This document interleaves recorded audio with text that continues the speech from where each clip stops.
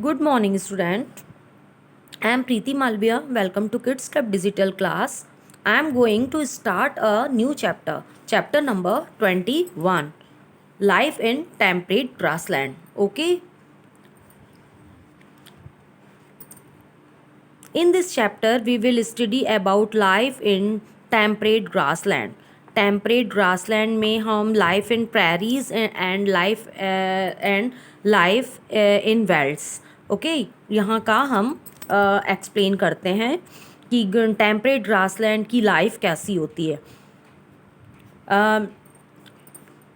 Let's we will start from introduction. Natural vegetation differs from one place to place due to different climatic condition of the earth. Different climatic conditions earth की होती है तो फिर vegetation different होता है. A grassland is a place where a cheap variety of vegetation is grass. तो grass का जो vegetations जो cheap variety grass की जो है वह एक place पर होता है जिसको जो grassland है. Grassland are called by different names such as prairies in North America. Grassland को हम डिफरेंट नेम से भी जानते हैं. That is prairies in North America, pampas in South America, veld in South Africa, steppes in Russia and downs in Australia. Grassland means जहाँ grasses होती है, घास होते हैं, उसको हम कहते हैं. तो ये वर्ल्ड में अलग अलग नामों से जाने जाते हैं. Like this north America prairies, in South America pampas, in South Africa veld, in Russia steppes, and in Australia downs. Okay, grassland are found in the interior of condition away from the coasts in the middle latitude where the continental type of climate exists. जहाँ पर continental type of climate होती है वहाँ पर grassland होते हैं. That is there a high difference in the summer and winter temperature. We can find grassland in all continents and they are known by different name in different place. Okay. First of all we know about life in prairies. First of all हम जानेंगे कि prairies की life क्या होती है.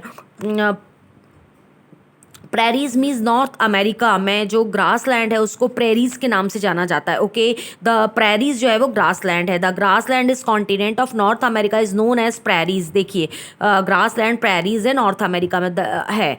The prairies are located in countries of America and Canada between the latitude of 40°9 north and 50° north. They are located from the Rocky Mountains and the west to the Great Lakes and Osho river in the east. As they are located in the interior of the continent, there are much difference in the daytime and night time temperature. Night time और day time में यहाँ पर बहुत अंतर होता है.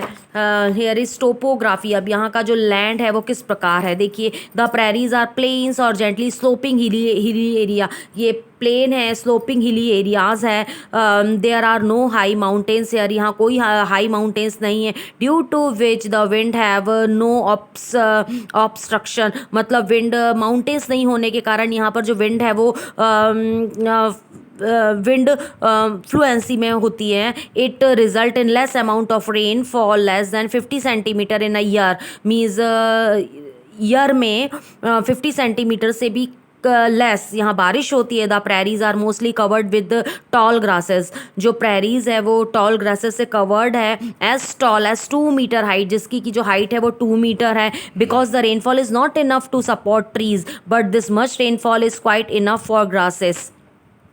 The grasses have long roots. Grass की long root होती है which take moisture from the soil. Soil से इनको मॉइस्चर मिलता है. Since the grass have existed here for a long time the soil is fertile. The 2 important rivers in the prairies are the Mississippi in America. यहाँ की main rivers जो है वो Mississippi in America and the Saskatchewan in Canada. They together with their tributaries, ये इनकी tributaries भी है, provide water to the prairie throughout the year. पूरे साल भर तक यहाँ पर पानी रहता है. अब यहाँ की क्लाइमेट देखें तो the prairie have extreme type of climate as they are located in the interior of the continent in the middle latitude and absence of any high mountains. Winters are severely cold. यहाँ के जो winters हैं वो cold हैं, with the temperature going as low as -20 degree, और जहाँ यहाँ का temperature -20 डिग्री पर चला जाता है. While the summer are quite warm with the temperature as going as high as +21 degree centigrade. Thick sheet of snow cover our region in the winters. A cool local wind called Chinook, यहाँ की local wind जो होती है उसको Chinook कहते हैं, blow here. This wind is warm and melts the snow, thus making grasses available in the animals for grazing.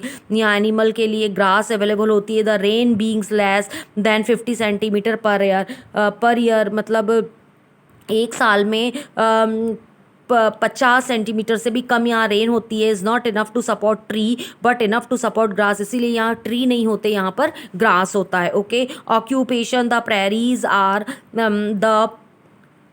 the prairies are prairies are treeless for the most part. बहुत से part में यहाँ tree नहीं है. some tree grow in those region where water available. कुछ tree यहाँ पर है जहाँ पर की वाटर अवेलेबल होता है. near the river the chief variety of trees are elders, willows, poplars. यहाँ के जो chief variety of trees हैं वो एडलर, विलोज और popular. the western area near the lake Winnipeg experience rainfall for more than 50 centimeter and are suitable for farming. Therefore, a number of crops are grown here such as maize, wheat, soyabean, cotton and alfalfa. Counter plowing and strip cropping are practiced in the order to prevent soil erosion. Because there is no natural barrier for the winds, मतलब wind के लिए कोई natural barrier नहीं होते, इसलिए यहाँ counter ploughing और strip ploughing जो है वहाँ पर ये की जाती है. The wheat farms are very extensive, some time as large as 1000 hectare. The farmers are rich. They use machines for all type of agriculture activity including sowing, the harvesting. Some of the important farming machines include harvester, combines, thresher, tractor, harrows, seed drill, etc. They use wagons and trucks to carry their produce to market. जो production होता है उसको market तक ले जाने के लिए trucks या वैगन का यूज़ करते हैं. the produce is much more the needed in the country.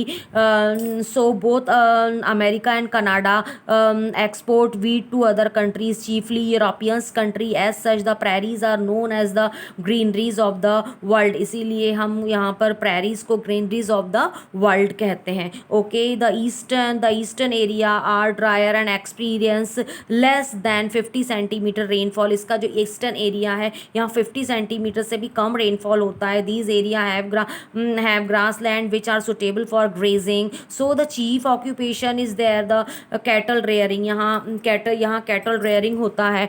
Large scale farms are called ranches. जो large scale farms होते हैं उसको ranches कहा जाता है. Extensive grassland provides sufficient grass for animal to graze. The chief special of cattle rear are goats, sheep, horses and pigs. These animal are reared for milk, meat, skin and wool. These ranches are looked after by sturdy men called cowboys. जो ranches होते हैं यहाँ मतलब cow boy मतलब कहते हैं जो कि चरवाहे होते हैं. It is common sight for see the cowboy riding horses in farms. The ranches are suitably adapted to meet all needs to the cattle. In addition to grasses corn and oat are feed to the cattle. अपने cattle को मतलब corn, oats वगैरह उनको feed किया जाता है. Due to excessive grazing and order to development activities, the region suffered from soil erosion at large scale. यहाँ large scale पर soil erosion होता है which has decreased farm produce. Drought have been causes due to this. Now cattle rearing has been regulated by the government के द्वारा cattle rearing regulate किया गया है.